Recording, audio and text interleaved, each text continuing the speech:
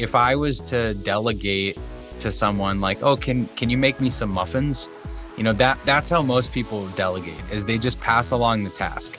But then the person that's in charge of making the muffins now, they're like, okay, are they chocolate chip muffins? Are they blueberry muffins? Are they lemon poppy seed muffins? Are they the tiny muffins or the big muffins? Do you want a half dozen of them? Do you want 3 dozen? What are these muffins for? Do you have any allergies for the muffins? Like, is there any altitude constraints for these muffins? Like there's all these different questions, right? And so when you think about the work examples, most people are just not giving the proper instructions. You're not clearly documenting the instructions.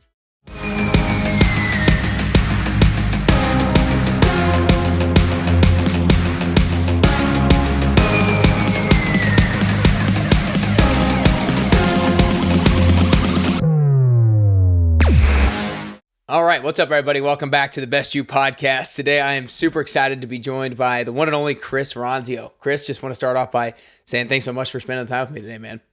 Absolutely. Thanks for having me, Nick.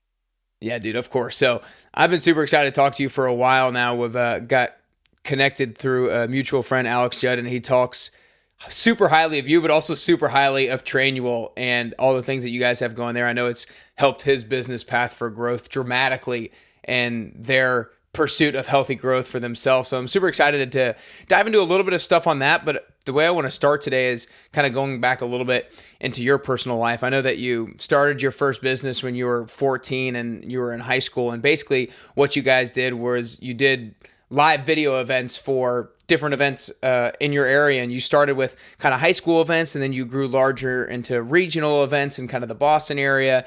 And you got to the point where you were doing so many different events. And so you were needing to hire different crews to be able to go to these different events, to be able to manage them. And you had to essentially build out a system to be able to train these people who were not really a part of your company. They were just kind of contractors, to be able to go to the events and act like they were part of your company and act like they were a part of your brand. And essentially that's what led you to selling that company, and then later kind of building a similar product that you like worked on in your own company with Trainual. So I know that you kind of did that throughout high school and a little bit into college as well. So I kind of want to hear your story with regards to what it was like running that business while going to college. Well, I started when I was 14. And so most of all of high school, I was running this business, and it was really just like a hobby. It was experimental. It was fun. It was like in the same way that you might go over a friend's house and, build something or play some game and just really get into it. I was doing that with my business. I was coming home after school and building the website, and I was excited to put up new pricing pages where I would print out laminated sheets so I could go on like the sales pitch. And I felt like every day I was learning a little bit more about business. And so I remember in high school, I used to have my friends come along for productions, and I would pay them to sell the videos of whatever event we were at. And there was one day when we had 2 events on the same day, and my friends were busy, and I was like, I need to figure out how to hire people. I've never hired people that weren't my friends. And so I figured it out, and I went on Craigslist at the time, and fast forward into college, that became every week's problem. Is now I'm in school, I can't go to anything, and we've got more and more opportunities. Our word of mouth business is growing, and I need to figure this out. And so what I did was I went into Boston, and I would take the bus in, or the train in, and I would set up interviews with people at all the film schools, and they'd meet me at coffee shops, and I'd say, okay, what do you know how to do? What do you know how to do? And I would build these kind of one sheet profiles of people. And I had my little digital camera. I'd take a picture of them. And then I built out my staffing profile. It was a 3-ring binder with all these different contractors and what they knew how to do. But that was the very beginning of realizing I can't do all the work. I need to figure out who has which specialties, who can do which work. And then I need to divide up the work that needs to be done and farm it out to other people. So college was a real learning experience for that. Just a ton of failures at the beginning, people that didn't do it the way I wanted it done. And then eventually some successes when I figured out how to package the way that I wanted it done. The last thing I'll say about that is that college was an incredible experience having a business, because I would go to accounting class, to marketing class, to business management class, and my professors would let me use my business for my class projects. And so all of the stuff that we were learning, instead of like wasting my time on the homework, I would apply it to my actual business. And the stuff that I was turning in for grades was also being useful for me in growing the company. So it was a really cool experience. Yeah, that's awesome. That last part is critical. I went to University of Georgia and was a business major as well. I studied finance and did pretty well, but then a couple years later I started my own business and I didn't really feel like I had the knowledge of how to start a business. And so I feel like if you could have gotten your hands dirty with your own business while you're actually learning it, you can actually apply the things that you're learning practically in the moment, which is huge when it comes to actually grasping the material and not just kind of memorizing it and then forgetting it, which is probably what I largely did. But one of the things that I think that you did really well, especially at such a young age of 14, is you didn't wait to have the answers to all the problems before you dove headfirst into it. I think so many of us, oftentimes we don't do something because we're not exactly sure how we're going to solve this issue. And so we procrastinate on doing it because of that. But you jumped into it and then, oh crap, I got to figure out how to do this. And then you have to figure it out. And oftentimes I think that pressure, that urgency allows us to solve problems more creatively and more quickly as well. Talk to me about if there like another time when you feel like you've dove into something having not had the answers necessarily in the first place, but had to figure it out as you lived it out. Every month this is happening, Yeah. maybe every week.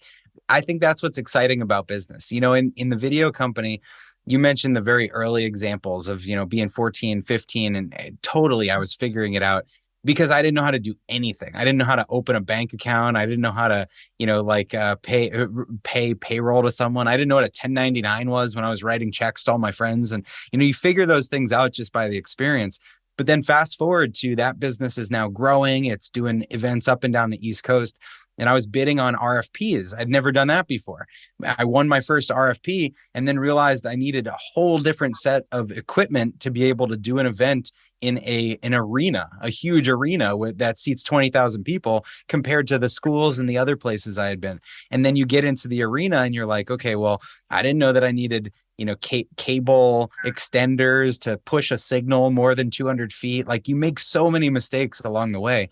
But that's how you learn. And so, the same is true even this week in Trainual. We sponsored an event that's bigger than any other event that we've done. And we're having to figure out like massive trade show displays and how the offer that we can send out to everybody. And these are things that we've never done before, but either you figure it out or you bring other people in that have more experience than you and they give you some guidance when it comes to these things. But that's what's fun. That's how you're stretching yourself.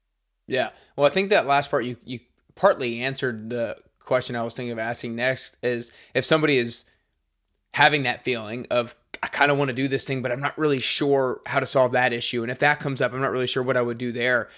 One thing you can do is reach out to other people who have maybe done it before to give you a little bit of insight and preemptive knowledge around how you might be able to do some things. But what else would you say to somebody who is having that feeling right now about starting something?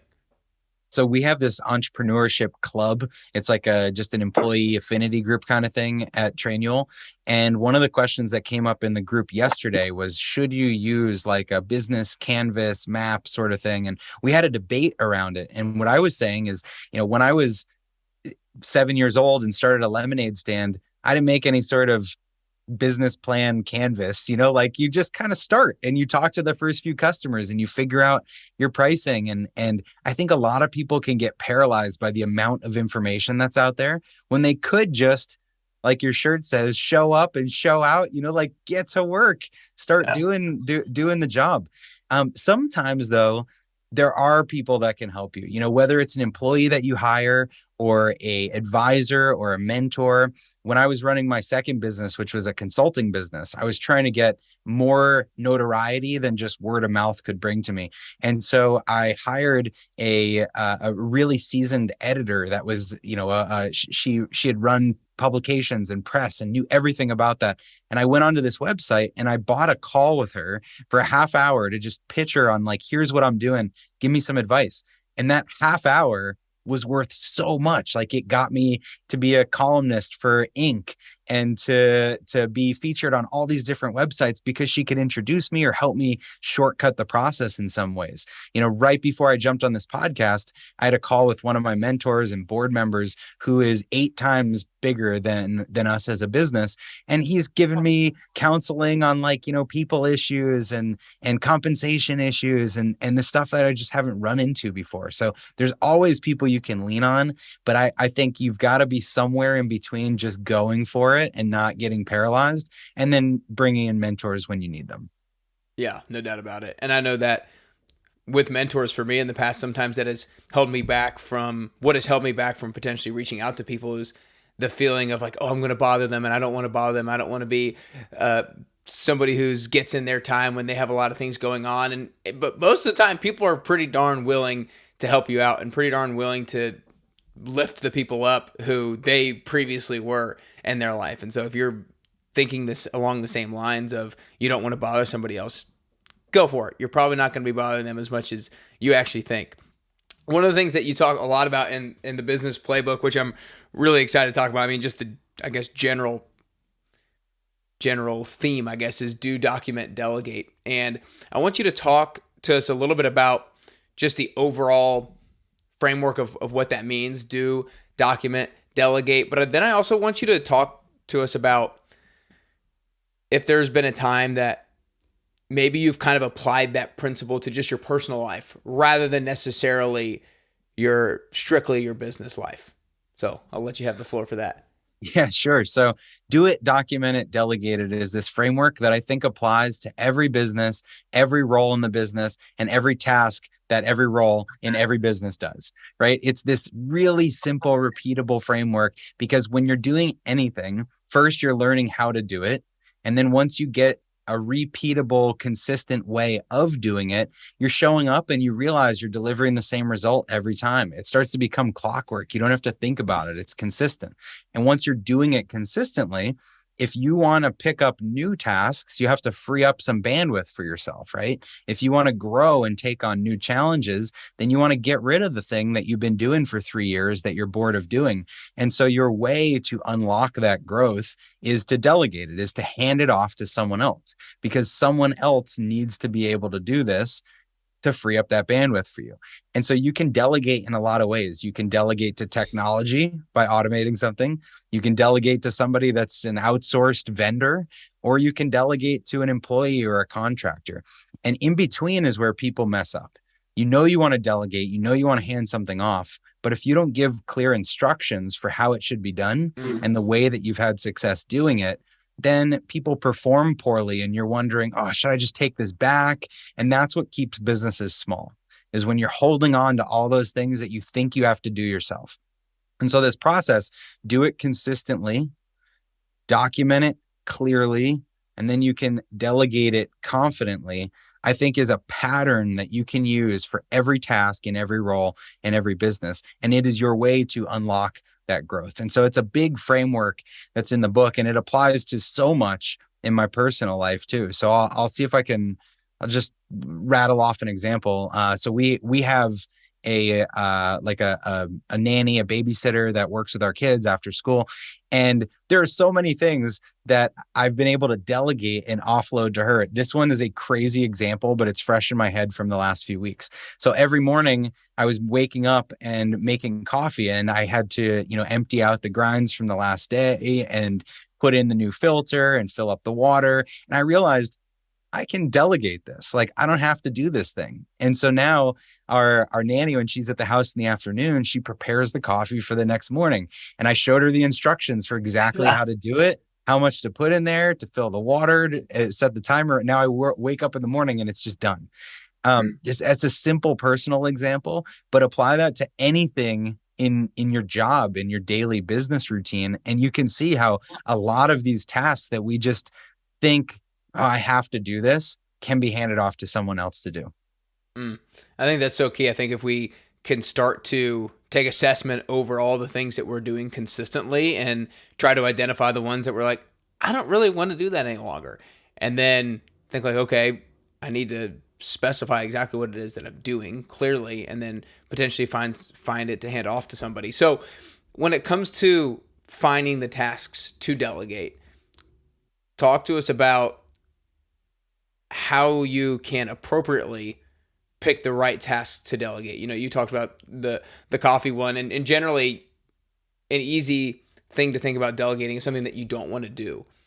But what other things should we be thinking about when it comes to delegating specific activities?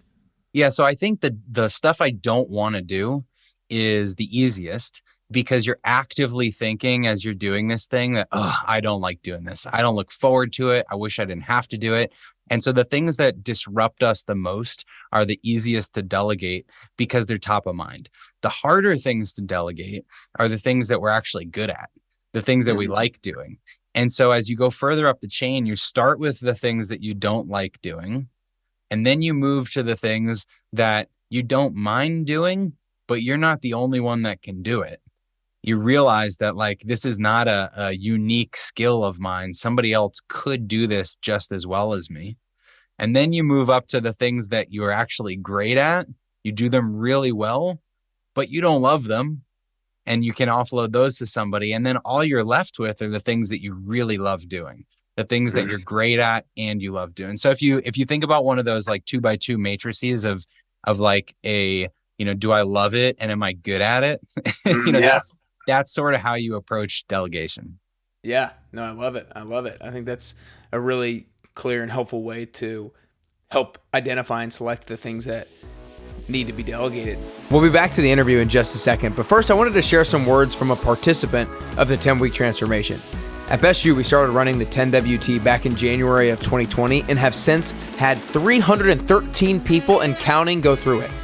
They've seen their bodies get stronger than ever before. They've seen the stubborn fat finally come off, and they've seen their habits dramatically improve. And honestly, more than anything, they've seen their self-confidence skyrocket.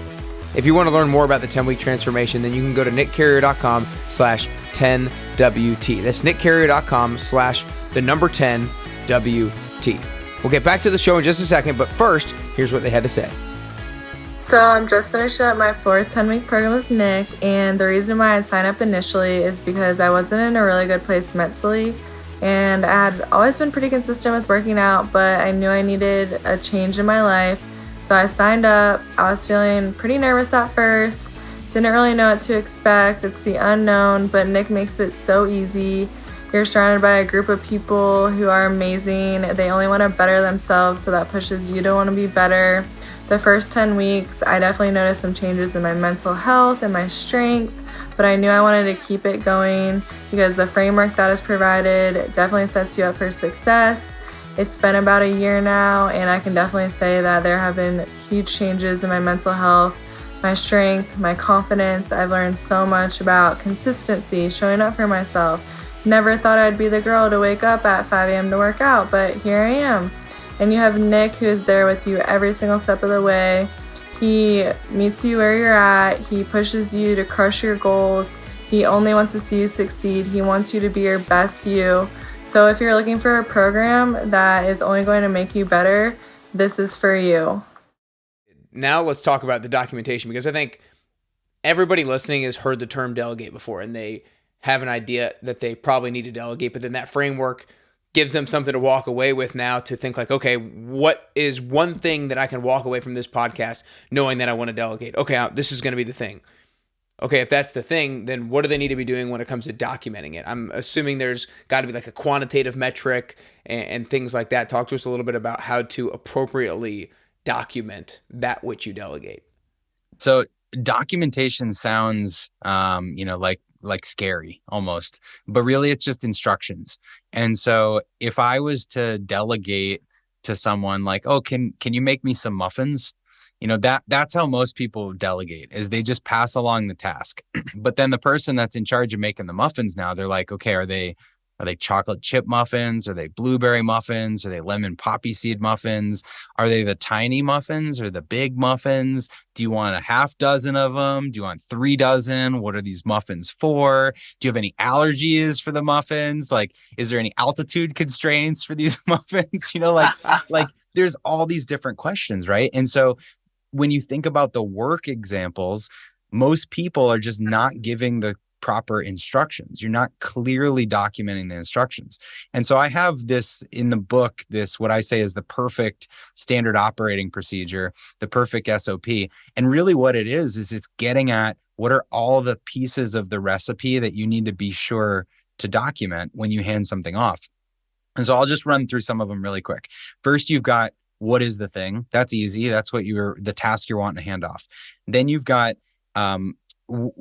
how often does this happen? Is this a once a week task? Is this a once a month task? Is it Tuesdays at 10 a.m.? Next is how long should this take someone to do if it's done right?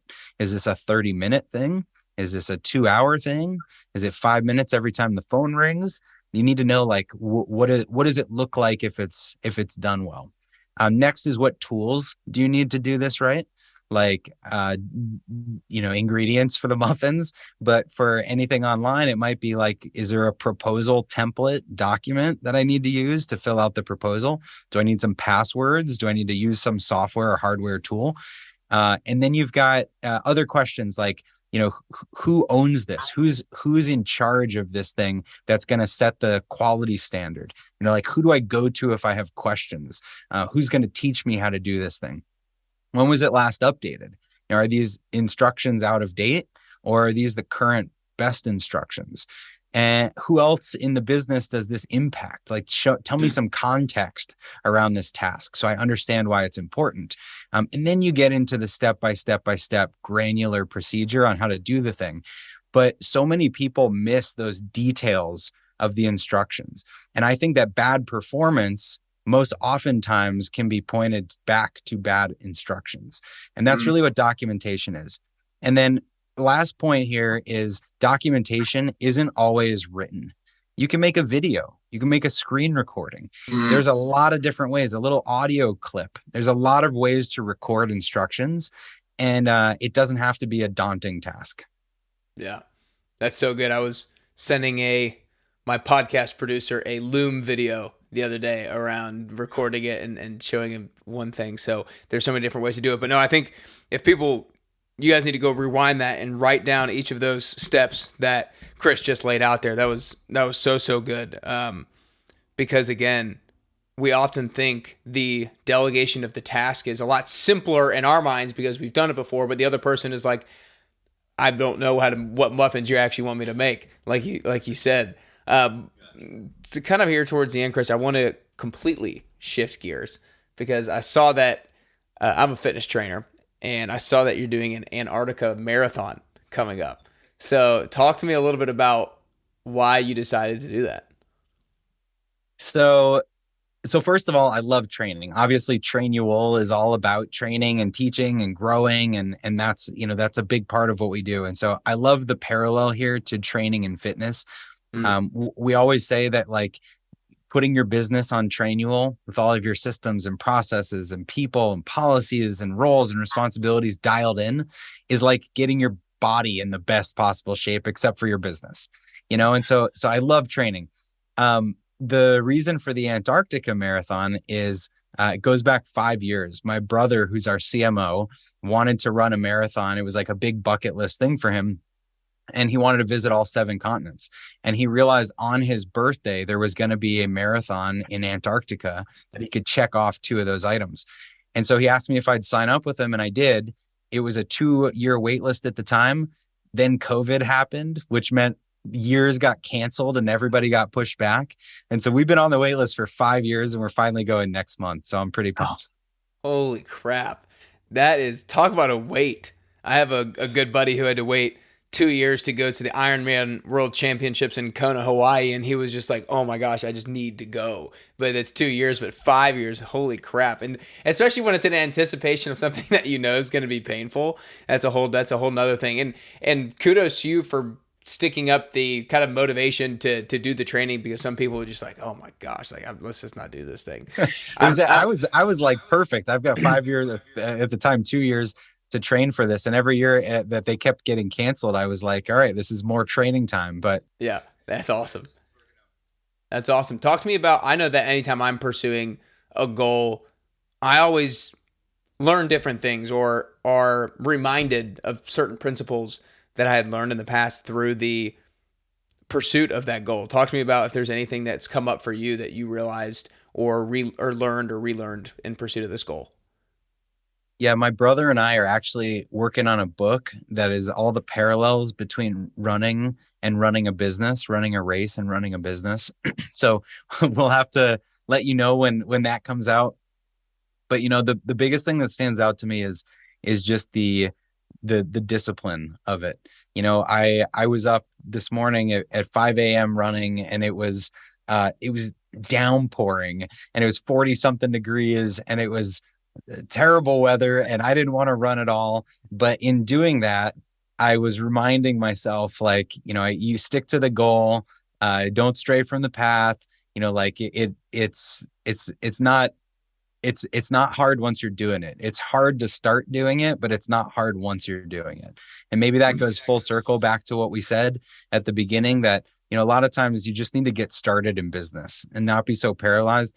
Getting started is the hard part. But once you're out there and your clothes are soaking wet and your headlamp's on and you're miles away from your house, you're like, whatever, I'm doing this. And you figure it out. No doubt. I think it's all about, you got to find a way to build a little momentum. You got to find a way to have a little bit of progress, to build a little belief in yourself and get that momentum going. Because like you said, that first step is the hardest thing to do. But then once you get that ball rolling, it gets easier and easier and easier to take action and push. And so that's awesome. And what you said with regards to, you woke up this morning and you had to run and it was raining, but you still did it anyway. One of the things that I like to talk about with my clients and just, on social media and stuff is that we can't let our circumstances dictate our decisions and our commitments. We have to make sure we make our commitments regardless of circumstance, right? Like you did it regardless of the weather that morning. If it was 75 degrees and sunny, you were going. If it's cold and rainy, you were going. If it was going to be dark and you needed to find a headlamp, then you were going to find a headlamp before you went on a run. So that's awesome, man. I actually lost my headlamp. The wind, there were like 30-mile-per-hour wind gusts, and it blew off my headlamp. And I didn't realize until I got home. So now I got to get a new headlamp. That's hilarious.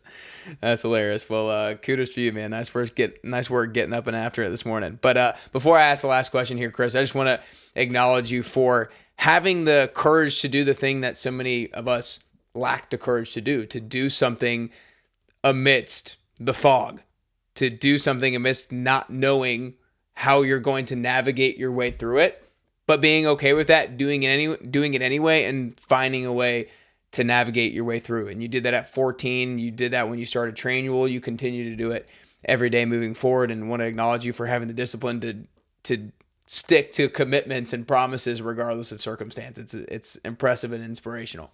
Thank you. Yeah, man. And I'm excited to hear when your book comes out, when it comes with the comparison of running and running a business. But for now, you guys need to go grab the Business Playbook, how to document and delegate what you do so your company can grow beyond you. And if you haven't taken notes on what to delegate and how to document, then make sure you go back and take some notes, because all of you guys know out there, you've used the excuse in the past of, I don't have enough time. And you can buy back some of your own time if you simply apply some of these easy things that Chris has talked about today. Even if it's just having somebody prepare the coffee pot for you the night before, then make it happen. But Chris, before I ask the last question, is there any other good place that people should go learn more about you? I mean, people need to go follow you on Instagram at Chris Ronzio, but where else should people learn about you and everything you got going on? Yeah, Instagram's probably the best place. I'm posting stories every day. Also pretty active on LinkedIn, or you can go to chrisronzio.com if you want all the formal links and YouTube and that sort of thing. Awesome. Awesome. Good deal. We'll appreciate that. Last question here is, I think that in order to get closer to the best version of yourself, it's both a constant journey and a unique journey. I don't think that we ever actually get to that best version of ourselves. And I also think the way that I'm going to get closer to the best version of myself is going to be a little bit different than the way that you get closer to the best version of yourself. So with that said, the last question is for you personally. If there are 3 things that you could currently do, or 3 things that you could currently work on to get closer to the best version of Chris Ronzio that you could possibly be, then what are those 3 things that you could currently do or currently work on? 3 things that I could do to get closer to the best version of me. All right, I'm gonna go very specific. So I've had type 1 diabetes for 29 years, since I was a little kid. And one of the things I just started doing was tracking my 7-day average blood sugars on a spreadsheet, because I'm trying to drive down my average blood sugar reading of my A1C. So getting to that A1C goal is number 1, because I think health comes first. Number 2, I would say, as soon as this marathon in Antarctica is over, I want to incorporate more strength training, because that's also important to my health, overall health. And number 3, I'm going to say is my wife and I are planning separate trips with each of our kids this year. And I'm really looking forward to that. And so health and fitness and family. And I think intentionally those 3 come before any business goals that I would share, because I think it's really important to have that strong foundation. It makes everything else at work easier. No doubt about it. No doubt about it. Well, I'm inspired by people who get after it in business, but also have their values and priorities straight in the other areas of their life. So that's awesome, man. Well, you guys need to make sure you go get the Business Playbook. Make sure you took notes on what to delegate, how to document that stuff, because you want to save yourself some time, be more efficient, and get closer to the best version of yourself. But Chris, that's all we got today, man. Thanks so much. Thanks, Nick.